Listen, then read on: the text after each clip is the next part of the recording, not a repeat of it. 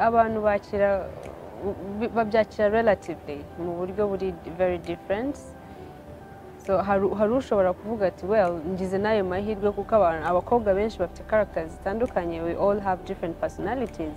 So ugasanga wenda hari ushobora kuvuga ati mbonye n'Imana, mbonye n'unjyana, ariko nk'uwagana like I loved her personality complete, and also yaravuze well nje nabaye Miss Ghana ntabwo naje mu wenda mu kuncuruza, aranegura ikamba arifata araritanga. So yeah, abantu bakiri ibintu mu buryo butandukanye bitewe no kuntu wakuze no kuntu warezwe. Yeah. Guys, mbere yo gukomeza reka tumaze twamamaza umuterankunga mukuru ibiganiro byose tubagezaho. Nta wundi rero ni Monaco Cafe. Monaco Cafe ni restaurant igezweho hano mu mujyi wa Kigali, igufitiye pizza, chips, burger n'ibindi byose ujya wifuza kurya wasohotse. Igufitiye kandi ibinyobwa by'ubwoko bwose.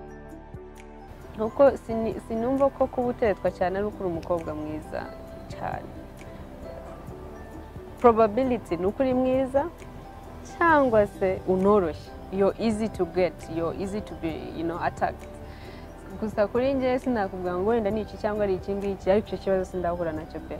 Niko ndi umuntu usabana n'abantu, turi inshuti, ariko uba ugomba no guha abantu limits. Ntabwo uvuze ngo ubigiti buri muntu wese, you have to be social, be friends with people, ariko nanone uha abantu limits. Ntabwo umuntu agomba kuza kwinjira mu buzima bwawe cyane cyane iyo uri umukobwa uba ugomba kwiha agaciro. So iyo wihaye agaciro rero n'undi muntu arakaguha, ariko ni wigira gutya nyine of course